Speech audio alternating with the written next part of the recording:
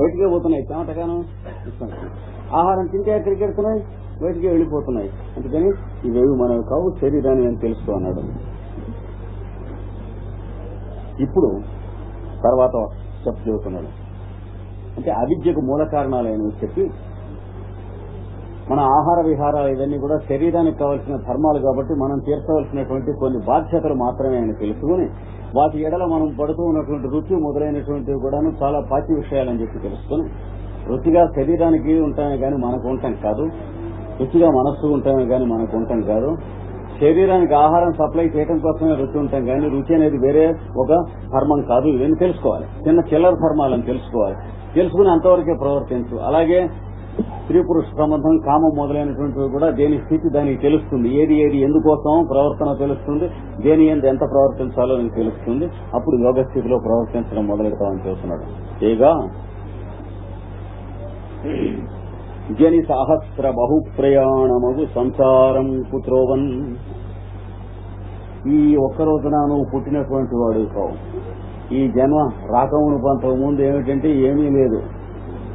ఈ శరీరం వదిలిపెట్టాక ఏముంటుందంటే ఏమీ ఉండదు. అలా చెప్పి నమ్మటానికి మతాలు కావు. It is a science, it's not a sentiment. మతం అంటే ఏమిటి? సెంటిమెంట్. మనకి బౌద్ధము, మహమ్మదీయము, క్రైస్తవము ఆ తర్వాత వచ్చినాయి మతాలన్నీ. అంతకు ముందు ప్రపంచంలో అన్ని దేశాల్లోనూ ఉన్నటువంటిది సైంటిఫిక్ ఫెయిత్ తప్ప మతం అనేటువంటి ఒక సెంటిమెంటల్ గ్లామర్ గానీ ఒక బ్లైండ్నెస్ కానీ లేదు మనకి. అంటే అన్ని నీడ్స్కి కేటర్ చేసేదాన్ని సైన్స్ అంటాం, సైంటిఫిక్ గా ఉంది అంటాం. లేకపోతే మన ఇమోషన్స్ కేటర్ చేసేదాన్ని సెంటిమెంట్ అంటాం. మనకి బుద్ధుడి దగ్గర నుంచి ప్రారంభమైంది సెంటిమెంట్. బుద్ధుడు తర్వాత భగవానుడు అయ్యాడు, కానీ అంతకుముందు ఆయన చెప్పినటువంటి ముక్కలు కొన్ని మన కొంపదీశాయి. జలంగారు పూర్వాశ్రమంలో రాసిన పుస్తకాలు.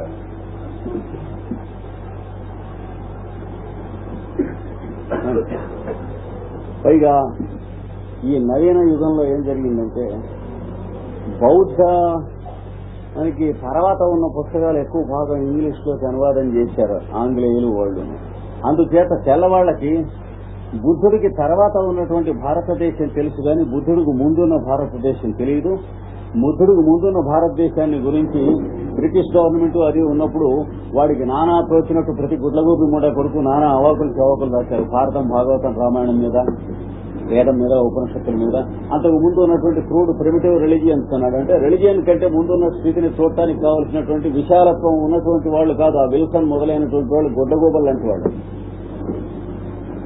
మ్యాక్స్ మిల్లర్ మొదలైనటువంటి వాళ్ళు మెల్లకన్ను గుడ్డికన్నుతో అవాకులు చవాకులు రాసినటువంటి రాష్ట్రం. చాలా జాగ్రత్తగా ఉండాలి. వాడు రాసినటువంటి కూడా చాలా పాషండమైనటువంటి విషయాలు. అంటే బౌద్ధానికి తర్వాత భారతదేశం నాగరికత పొందింది. బౌద్ధానికి ముందంతా కూడాను అడవి సంబంధించినటువంటి ఆటవికులు, ప్రాచీన శిలాయుగం సంబంధించిన మనుషులు ఉన్నారని నమ్మేటువంటి కుచ్చులు రాసిన పుస్తకాలు. జాగ్రత్తగా ఉండాలి. ప్రీ బుద్ధిస్టిక్ ఇండియా అంతా అన్కల్చర్డ్ అనేటువంటి ఒక పరిస్థితిలో, అంటే పూర్తిగా ఉన్నదానికి వ్యతిరేకం. అది బ్రిటిష్ గవర్నమెంట్ లో స్టార్ట్ అయింది. అది నిజం అనుకుని మిగతా తెల్లవాళ్ళంతా నమ్మారు. వాళ్ళు తెల్లవాళ్ళు నమ్మారు కాబట్టి నిజం అనుకుని మనం నమ్మాం. ఇప్పుడు చదువుకుంటున్న హిస్టరీ పుస్తకాలు కూడా అలాంటి ఫూల్స్, స్కౌండ్రల్స్ రాసినవే, ఇంక్లూడింగ్ హిస్టరీ ప్రొఫెసర్.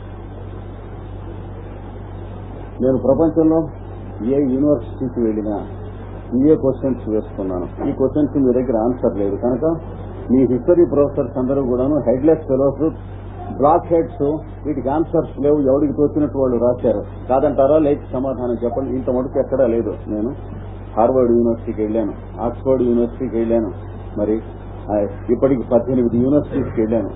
అన్ని యూనివర్సిటీస్ లో హిస్టరీ ప్రొఫెసర్స్ అక్కడ కూర్చుంటే వాళ్ళని ప్రశ్న వేశాను. ఆర్యులు, ద్రావిడులు అనేటువంటి ఒక డొక్కు సిద్ధాంతం భారతదేశాన్ని గురించి మీ దేశాల్లో ఉన్న ప్రతి విధవా మాట్లాడుతూ ఉంటాడు. మా దేశంలో వాళ్ళు కూడా నేర్చుకుని మాట్లాడారు.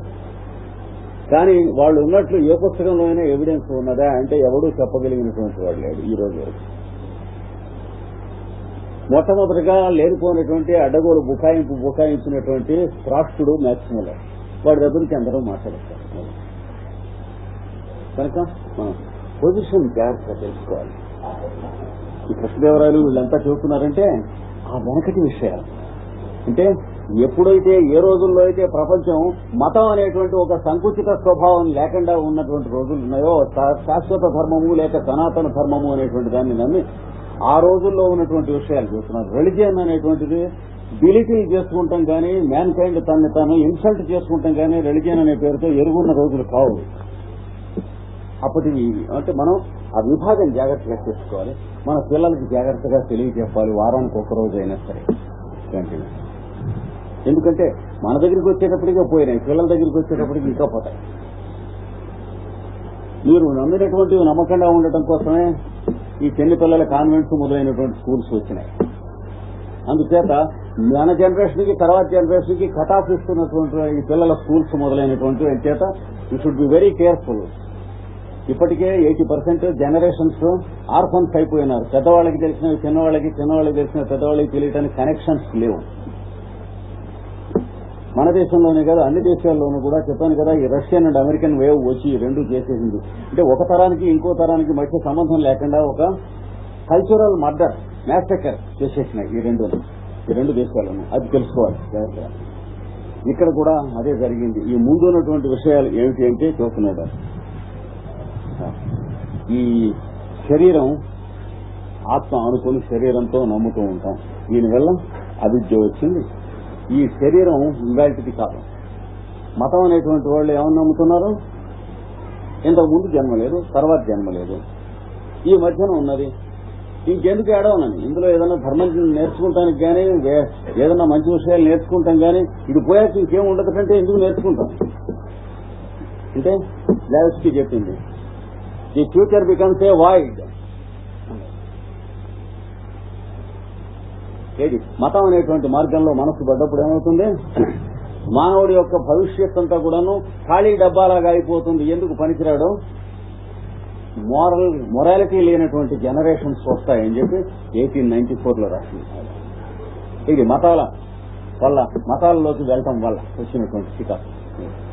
అందుకని ఈ జన్మజన్మల్లోనూ జీవి ఈ సంసార చక్రంలో ఎలాగా ముందుకు వస్తున్నాడో దాన్ని తెలుసుకోవాలి. అది ప్రాచీనమైనటువంటి సంస్కారం. చెబుతున్నాడు, జని సహస్ర బహిష్ప్రయాణము. జని సహస్రములంటే జన్మలు వేల వేలు. ఆ వేల వేల జన్మలతో కూడినటువంటి బహుప్రయాణం, చాలా దీర్ఘ ప్రయాణాలతో కూడినటువంటిది అయినటువంటి ఈ సంసార పుంత్రో, ఈ సంసారం యొక్క మార్గం. సంసారం అంటే చెడు అర్థం అనుకోకండి. ఇక్కడ ఏమిటి, ఎవల్యూషనరీ పాత్ అని అర్థం. అంటే జీవుడు ముందుకు వెడుతున్నటువంటి మార్గం. ఆనాటికి ఆనాడు జీవుడు ముందుకు నడుస్తూ ఉన్నటువంటి మార్గాన్ని సంసార మార్గం అని అంటారు. అది అనేక జన్మలు పరమాణువుగా బయలుదేరిన తర్వాత ఇలాగా ఒక్కొక్కటి 7 జన్మలు అనుకోండి. ఒక్కొక్కటి బయట ఇది 7 జన్మలు వస్తున్నాయి, ఇది 7 జన్మలు. అలాంటివి 1, 2, 3, 4, 5, 6, 7 వస్తాయి. వస్తే ఒక స్థితి దాటి, ఖనిజముల స్థితి దాటి, అంటే న్యూక్లియర్ కాన్షియస్నెస్ దాటి వృక్షముల స్థితికి, అంటే బయలాజికల్ అవేకనింగ్ వస్తుంది. అలాగా ఇంకా కొన్ని లక్షల జన్మలైన తర్వాత వృక్ష స్థితి దాటి జంతు స్థితి వస్తుంది. అంటే బయలాజికల్ అవేకనింగ్ లో ప్లాంట్ అవేకనింగ్ దాటి యానిమల్ అవేకనింగ్ వస్తుంది. తేడా ఏమిటి, జంతువు యొక్క ప్రజ్ఞ మేల్కొనటం అంటే వస్తును అధికారి అయిన వాడు కనుక వదిలిపెడితే, నీపోతే వాడు నాకెందుకు ఈ రాజ్యం అని వదిలిపెట్టి, నీ దగ్గర మోక్ష విద్య ఉంది కదా, యోగ విద్య, మోక్ష విద్య ఉంది, యోగ విద్య ఉంది, నాకు ఈ రాజ్యం ఎందుకని చెప్పి ఇలాగ ముట్టుని జైన కూర్చుంటే నీకు నరకం వస్తుంది. ఎందుకంటే ప్రజలను పరిపాలించేటువంటి సామర్థ్యం ఉన్నటువంటి వాడు కనుక నువ్వు ఆ పని చెయ్యవు, నీకు నరకం రాను కాదు. నేను రాజ్యం పరిపాలించలేను, దానివల్ల వదిలిపెట్టిన రోజు నాకు నరకం రాదు. అది ఏం చెప్పారు, మంచి తిరుగుంది చెప్పనమాట. లోపంబుచేనకు పాపలేశమే అయినా నేనిత్తు కొమ్మనుగొను ధరణి. ఒకవేళ నిజంగా దోషం ఉందే లేదా అనే పాయింట్ అక్కడ ఉంటుంది. నేను నీకు ఈ రాజ్యం ఇస్తున్నాను తీసుకో అని గురుదక్షిణగా నువ్వు ఇచ్చిన రాజ్యం నేను తీసుకుంటే వస్తే తండ్రి దగ్గర నుంచి కొడుక్కి రాజ్యం రావాలి, లేకపోతే యుద్ధంలో జయించుకోవాలి. ఈ రెండో వచ్చినటువంటి వాడు ప్రజల్ని పరిపాలించడానికి సామర్థ్యం ఉన్నవాడు అవటానికి అవకాశం ఉంటుంది. కానీ అది మనకొస్తే బాగుండు అని అనుకున్నటువంటి వాడు ఉన్నాడే, మీరంతా నాకు ఓటేస్తారా అని అడుక్కున్నటువంటి ముష్టివాడు మిమ్మల్ని పరిపాలిస్తానంటాడు. ముష్టివాడు ఏం పరిపాలిస్తాడు వెంటనే తెలుస్తూ ఉంటుంది. మీరు నన్ను గెలిపిస్తారా మిమ్మల్ని పరిపాలిస్తాను అని అడుక్కున్నటువంటి ఓట్ల ముష్టివాడు మన పరిపాలించేదే ఉంది. మీ గోడలన్నీ ఖరాబ్ చేస్తాడు వాడు బొమ్మలేసి. గెలిచిన తర్వాత కూడా ఆ గోడల మీద సున్నం కొట్టిద్దామనే మంచితనం కూడా లేనటువంటి వాడు మిమ్మల్ని పరిపాలిస్తాడని ఎట్లా నమ్ముతారు మీరు? ఎలక్షన్స్ లో గెలిచిన తర్వాత గెలిచిన వాళ్ళు గోడలే సున్నం కొట్టిస్తారండి. పాపం అయ్యో ఈ ప్రజల గోడల మీద అంతా మనం ఖరాబ్ చేశాం అనేటువంటి సద్బుద్ధి ఇంతవరకు ఎవరికైనా ఉన్నదా? మరి వాళ్ళు పరిపాలిస్తారని నమ్ముతున్నాం అంటే మంది దుర్బుద్ధి కానీ వాళ్ళది కాదు. మిమ్మల్ని అడిగారా మీ గోడ మీద వేసుకోమని? అదే ఆ ప్రజలను పరిపాలించడం అంటే వాళ్ళ పరిపాలించేది. కామన్ సెన్స్ జాగ్రత్తగా ఉపయోగించుకోవాలి. అది అంటే సింపుల్ కామన్ సెన్స్ ఇది. మన అడగకుండా మన గోడల మీద వాళ్ళ బొమ్మలు వేసుకునేటువంటి దుర్బుద్ధి ఉన్నవాళ్ళు వాళ్ళు మన పరిపాలిస్తారంటే ఎట్లా నమ్మారు? ఆన్సర్ లేదు ఈ క్వశ్చన్కి.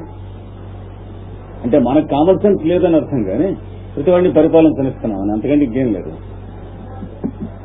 అందుకనే యథా రాజా తథా ప్రజ ప్రతన అవిష్ణు ప్రభుపతి. విష్ణువు కానిటువంటి వాడు పరిపాలకుడుగా రాడు. ప్రజల యొక్క బుద్ధి ఎలాంటిదైతే పరిపాలకులు అలాంటి బుద్ధి గల వాళ్ళు వస్తారు.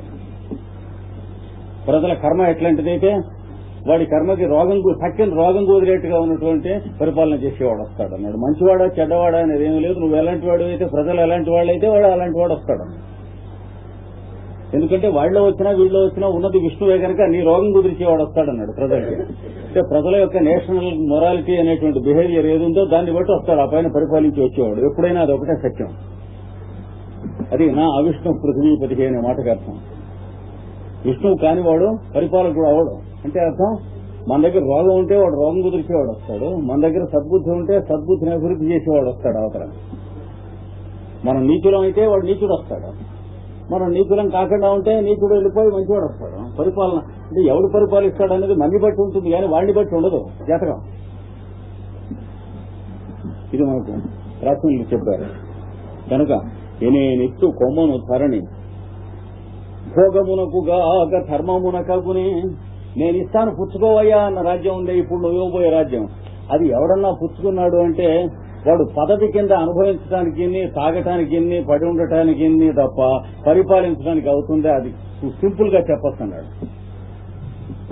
అంటే వేరే అడగక్కర్లేదన్నాడు. తనకి తండ్రి దగ్గర నుంచి వచ్చిన రాజ్యమైనా అయితే బాధ్యత తెలుస్తుంది, లేదా యుద్ధంలో జయించుకున్న సామర్థ్యం ఉన్నా బాధ్యత తెలుస్తుంది. అంతేగాని దానం ఇస్తున్నా పట్టంటే పట్టడానికి ఉన్న కక్కుర్తి ఉన్నటువంటి వాడంటే తాగటానికి తినటానికి రాజ్యం తీసుకుంటున్నాడు కానీ పరిపాలించడానికి కాదనేది సింపుల్ కామన్ సెన్స్ అన్నాడు. చూసారా వాడు ఆర్గ్యుమెంట్?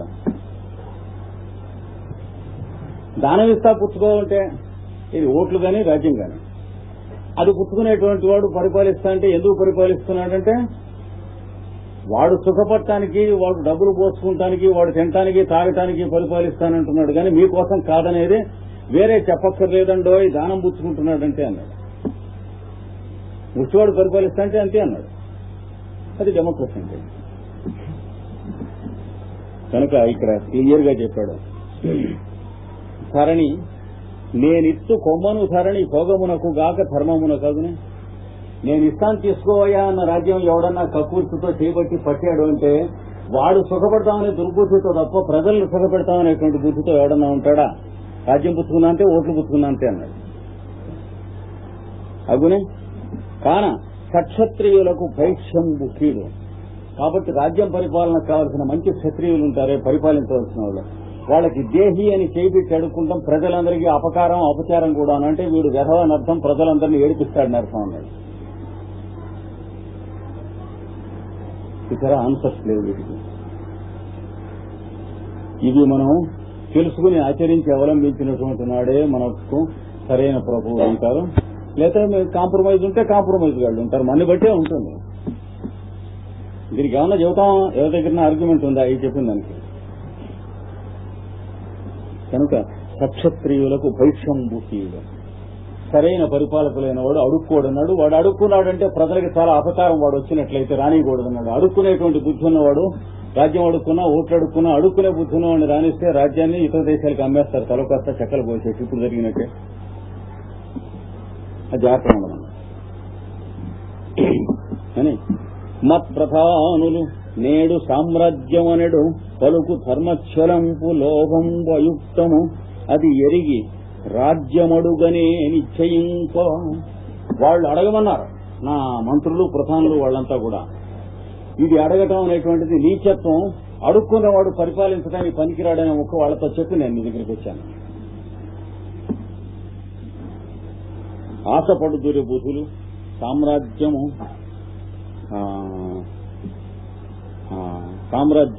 నాకు అనుత ఆనని జడాత్ములట్లు అహమ్మాన పానమతులకే కాక అది ఏల మాదృశులకు.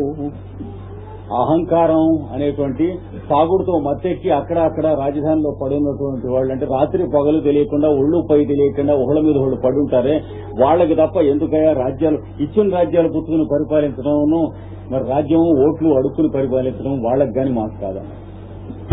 అహంపాన మత్తులైనటువంటి వాళ్ళకి తప్ప మాకు కాదా? ఏన విద్య వలన మృత్యువు తరింపననక రాజ్యమును మకాధికములు చేయుతున్నవాడా. ఇన్నాళ్ల నుంచి నేను రాజ్యంలో ఉన్నప్పుడు కూడాను అజ్ఞానంలో ఉన్నాను, అవిద్యలో ఉన్నానని నాకు తెలుసు. దాన్ని దాటడం కోసం అని చెప్పి ఎన్నో రకాలైనటువంటి యజ్ఞయాగాది క్రతువులు, వాటి ప్రాయశ్చిత్త కాండలు నేర్చుకున్నాను, అవన్నీ ఆచరిస్తున్నాను. కానీ నాకు కావలసినటువంటి మోక్ష జ్ఞానం నాకు లభించలేదు ఈ రోజు వరకు. కానీ ప్రయత్నం దేనికోసం చేస్తున్నాను?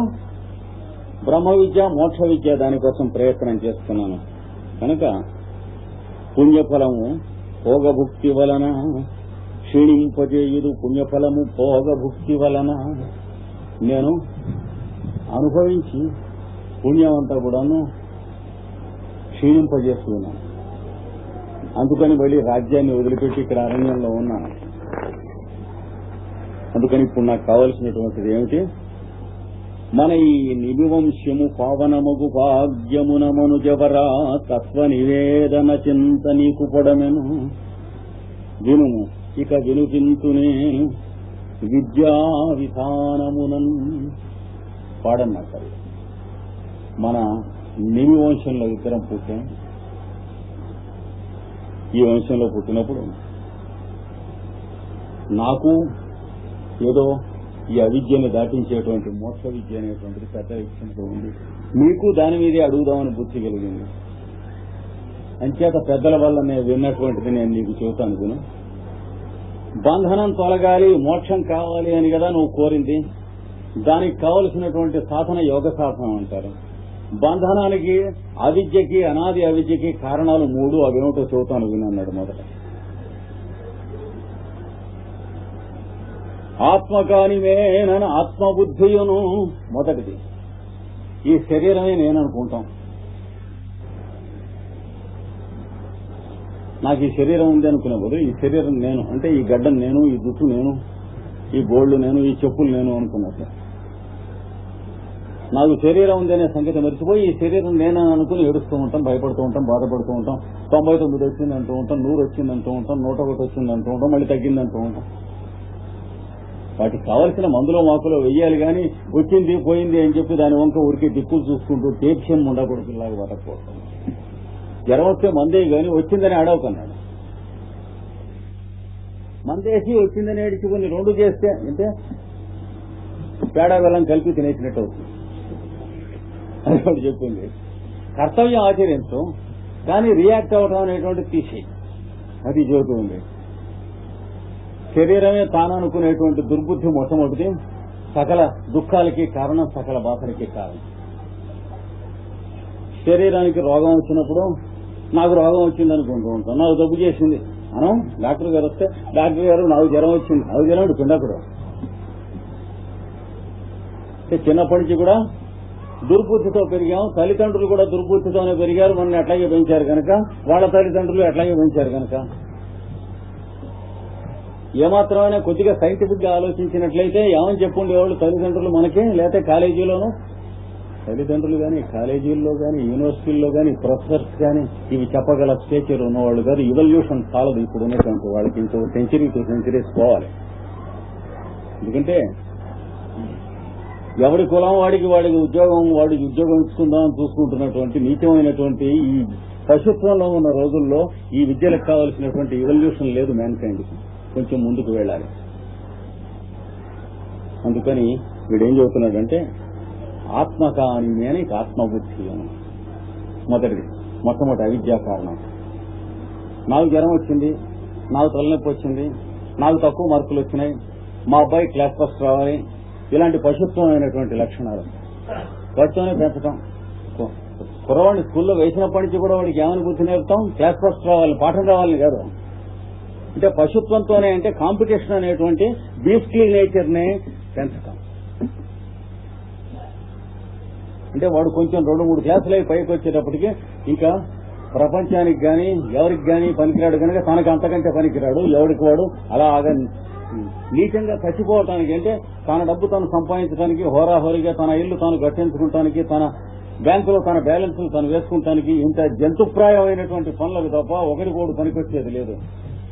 ఉద్యోగం చేస్తున్నా గానీ గతిలేక ఏడుస్తూ చేస్తాడు ఎవరికైనా పని చేయాలంటే. అవతల వాడికి పనికొచ్చేట్టు పనిచేస్తే జీతం దానంతరం వస్తుంది అనేటువంటి సద్బుద్ధి లేదు. జీతం కోసం పనిచేస్తూ ఉంటాడు, పని చేయడానికి ఏడుస్తూ ఉంటాడు. వెళ్ళాలి శతాబ్ది దాకా. ఈ శతాబ్దిలో మనం పనికిరాం. దాదాపు రాబోయే శతాబ్ది మధ్యలోకి వెడితే అప్పుడు పుడతారు, అంటే వచ్చే తరం కాక ఆ పై తరం వాళ్ళకి పుడతారు. ఈ మధ్యలో పెద్ద గండి రావాలి. ఉద్యోగం ఎందుకు చేస్తున్నాం అంటే మన జీతం కోసం అని గుర్తుండేటువంటి నీచ జాతి 20వ శతాబ్దంలో ఉన్న నరజాతి మనం. ఉద్యోగం ఎందుకు చేస్తున్నాం అంటే అంత ముందు శతాబ్దుల వాళ్ళు కానీ రాబోయే శతాబ్దుల వాళ్ళు కానీ, మా చిన్నప్పుడు రిటైర్ అయినటువంటి ఆయన ముసలాయన ఉండేవాడు పోస్ట్ ఆఫీస్ లో. రిటైర్ అయితే ఆయనకి 18 రూపాయలు జీతం.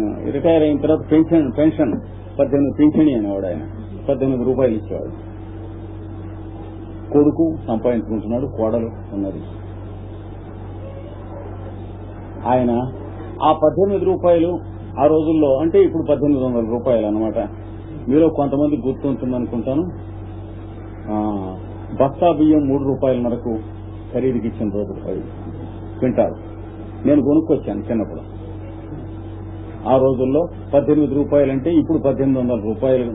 ఇంటర్నేషనల్ లోన్ వచ్చాక 1800 రూపాయలు కూడా పనికిరావు. అంటే రూపాయలకి విలువ లేదు. వాడేదో బంతి కొడుతాం పోస్ట్ ఆఫీస్ లో వాడు చెప్పాడు, కవర్లు కార్డులు 70 కావాలన్నాడు.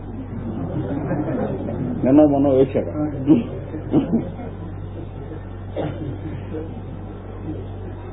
ఆ రోజుల్లో 18 రూపాయలు ఆయనకు వస్తే ఏం చేసేవాడు, 2 రూపాయలు తన దగ్గర అట్టి పెట్టుకునేవాడు, 10 రూపాయలు వేరే పెట్టుకునేవాడు, 8 రూపాయలు కొడుకు తీసేవాడు. నేను గురించి ఆయన అనేవాడు. ఎందుకని ఈయన ఉద్దేశం, ఇలా ఈ 8 రూపాయలు అట్లా ఉంటుంటే తను హరి అన్నప్పుడు దహనం చేయడానికి తన కొడుకు డబ్బులు పెట్టక్కర్లేకుండా సరిపోతాయి. ఎంత ఆత్మవిశ్వాసం వస్తుంది. ఈ 2 రూపాయలు తన జేబులో చిల్లర ఖర్చులకి, రిక్షాకి గాని దానికి గాని. ఈ 10 రూపాయలు ఎందుకో తెలుసునా, తను పోస్ట్ ఆఫీస్ లో పనిచేసేవాడు, స్టాంపులను కార్డులు కవర్లు అమ్మేవాడు. రిటైర్ అయ్యాడు. ఇప్పుడు ఏం చేస్తున్నాడు, పోస్ట్ ఆఫీస్ కి వాళ్ళ ఇంటికి చాలా దూరం. అందుకని ఈ 10 రూపాయలు పెట్టి పోస్టేజ్ స్టాంపులు కార్డులు కవర్లు కొని తాను ఉన్నటువంటి చోట ఉన్న వాళ్ళకి ఇక్కడ పోస్ట్ ఆఫీస్ స్టాంపులు ఇస్తామని చెప్పి ఇస్తున్నాడు. కమిషన్ ఏం కొట్టకుండా. అంటే ఒక 150 సంవత్సరాలు 100 సంవత్సరాలు కనీసం 60 సంవత్సరాల కిందట ఉన్న నరజాతికి ఇప్పుడు మనం ఉన్న నరజాతికి ఏమీ సంబంధం లేదు. మనం వాళ్ళని అర్థం చేసుకోలేము. అలాగే ఒక 100 సంవత్సరాల తర్వాత రాబోయేటువంటి నరజాతి ముందు మనం పురుగులు లాంటి వాళ్ళని ఏమీ అర్థం చేసుకోలేము. మనం ఎందుకు, మనకు బోధపడదు వాళ్ళు ఎలా ఉంటారో. కిందటి శతాబ్ది వాళ్ళు ఎలా ఉంటారో బోధపడదు, రాబోయే శతాబ్ది వాళ్ళు ఎలా ఉంటారో బోధపడదు. నులి పురుగులు లాంటి వాళ్ళం ఇప్పుడు మనం ఉన్నటువంటి వాడు. రిటైర్ అయిన తర్వాత వాడు ఆ 10 రూపాయలు పెట్టి కొనుక్కొచ్చి అమ్ముతూ మళ్లీ మర్నాడు 10 రూపాయలలో ఎన్ని అయిపోయినా తీసుకెళ్లి అక్కడ వెళ్ళినప్పుడు మళ్లీ కొనుక్కొచ్చేవాడు. ఎప్పుడు 10 రూపాయల స్టాంపులు అక్కడ ఉండేవండి, పోస్టేజీ కవర్లు కార్డులును. అంటే ఆ చుట్టుపక్కల వాడు గబాలను కావాలంటే ఈ దగ్గరికి వెళ్ళి తెచ్చుకునేవాళ్ళం. అంటే అలా బుద్ధి పనిచేస్తుందా ఈ శతాబ్దిలో? దానివల్ల మనకేం లాభం? కనుక ఈ శతాబ్దికి వాటికి సంబంధం లేదు. అతి నీచమైనటువంటి ఘోరమైనటువంటి శతాబ్దిలో మనం ఉన్నాం ప్రస్తుతం. అవతలాడి పనికి వస్తుందిట అంటే ఎందుకు పనికి రావాలి అనేటువంటి స్థితి. సైకిల్ ఎడుతుందంటే మనిషి ఎందుకు అడ్డం లేవాలి, రిక్షా పెడుతుందంటే సైకిల్ ఎందుకు అడ్డం లేవాలి అనేటువంటి జంతు స్థితిలో ఉన్నటువంటి శతాబ్ది ఇప్పుడు మనం ఉన్నది. కనుక ఈయన చెబుతూ ఉన్నటువంటివి సంస్కారంలో ఎంత దూరం పెడతాయి. ఆత్మ కాని మేన ఆత్మబుద్ధి అని అన్నాడు. శరీరానికి ఆత్మబుద్ధి మొదటి దుర్బుద్ధి అన్నాడు. భర్తతో మాట్లాడటం మానేసినాడు. సంతోషం. ఇద్దరు జంతువులు మాట్లాడుకోలేదంటే ఏం పెద్ద నష్టం ఏంటి? భార్యాభర్త అయితే నష్టం, కానీ ఎవళ్ళ అకౌంట్ వాళ్ళది, ఎవళ్ళ డబ్బులు వాళ్ళది, ఎవళ్ళ పిండాకులు వాళ్ళది అన్నట్టు, ఎవళ్ళ తగిన వాళ్ళు పెట్టుకున్నారు అన్నట్టు. ఆయన అకౌంట్ ఆయనది, ఆవిడ అకౌంట్ ఆవిడది బ్యాంకులో. అలాగే బతికారు, బతికినన్నాడు. ఎందుకు మాట్లాడటం మానేసింది అంటే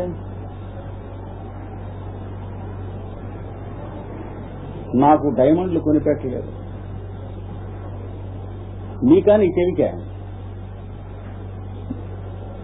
అది గుర్తుండదు కనుక మాట్లాడుకోరు అంతే. నీ చెవికని గుర్తుంటే వీలైతే కొనుక్కుంటారు, వీలుగైతే కొనుక్కోరు. వస్తే డైమండ్, రాకపోతే వెంట్రుకు పోయి, అది తెలిసిన వాళ్ళు అంతే కదా. ముత్యాలు కొనలేదు నాకు, తనకి కాదు ముత్యాలు, మెడలో ఉన్న చర్మానికి. ఇవి మాత్రం గుర్తుండాలి నాకు. కొత్తగా చొక్కా కొనుక్కుని వేసుకుంటే ఆ చొక్కా మీద బురద పడ్డదనుకోండి, కారు ఎడుతూ ఉంటే నా మీద బురద పడ్డదంటే నా మీద పడ్డదా చొక్కా మీద పడ్డదా? కామన్ సెన్స్ అనేటువంటిది కొంచెం ఒక గురిగింజ ఎత్తైనా ఉండాలి. ఉంటే సైంటిఫిక్ థింకింగ్ అనేది కొంచెమైనా అలవాటు అవుతుంది. లేకపోతే పిహెచ్డీ చేసి డిగ్రీ తెచ్చుకున్నా సరే పుటం పెట్టినా ఏం లాభం. సైన్స్ లో డిగ్రీ వచ్చి ఉండొచ్చు, కానీ సైంటిఫిక్ థింకింగ్ వేరు, సైన్స్ లో డిగ్రీ రావటం వేరు. వాళ్ళు మనకంటే వెధవలు కనుక ఇస్తారు. అదేమిటి నాకు ఇవ్వలే పిహెచ్డీ? ఎవడిమన్నాడు? ఏమైనా బుద్ధి ఉంటే ఇస్తారా? కనుక ఆత్మ కాని మేన ఆత్మబుద్ధి మొదటిది. అవిద్య అంటే శరీరాన్ని ఆత్మ అనుకుంటాం, అంటే తాను అనుకుంటాం. ఆత్మ అంటే ఏం లేదు తానని. ఈ శరీరం నాది, నేను అని అనుకుంటాం. జబ్బు చేస్తే నాకు జబ్బు చేసింది మూర్రో అని ఏడుస్తూ ఉంటాం. ఎవడన్నా కొడితే నన్ను కొట్టారు అంతే కదా. లేదా అది ఇది తప్పించుకున్నా, లేదు జబ్బు చేయటం తప్పించుకుని ఎవడు కొట్టకుండా బతికినా ముసలితనం వస్తూ ఉంటే నాకు వస్తుంది మొర్రో అంటాం. ఏం చేస్తాడు? చేసేది ఏం లేదు. ఇక్కడ ఎవరు రక్షించలేడు, డాక్టర్ రక్షించలేడు, వాడి గ్రాండ్ ఫాదర్ రక్షించలేడు. ముసలితనం ఎవడవుతాడు? పళ్ళు ఉన్నట్టుగా కొత్త పళ్ళు కట్టించుకున్నా, జుట్టుకి రంగు వేసుకున్నా కళ్ళకి క్యాన్సర్ వస్తుంది తప్ప జుట్టు నల్లబడదు. జుట్టుకి రోజు రంగు వేసుకునే వాళ్ళకి ఏమవుతుంది? ఐ క్యాన్సర్స్ వస్తాయని చెప్పారు. అమెరికాలో ప్రొహిబిటెడ్ జుట్టుకి నల్ల రంగు, కానీ ఇండియాలో మనం దౌర్భాగ్యం ఉండకూడదు కనుక వేసుకుంటాం. అంటే అక్కడ ప్రొహిబిట్ చేసినవని ఇక్కడ వేసుకుంటూ ఉంటాం. రెండు అమెరికాలో ప్రొహిబిటెడ్, మీకు తెలుసు అనుకుంటాను. జుట్టుకి రంగు వేసుకుంటాం అంటే ఎందుకని? కంటికి క్యాన్సర్ వస్తుందని కనిపెట్టారు. ఇప్పటికి 15 ఏళ్ల కిందట.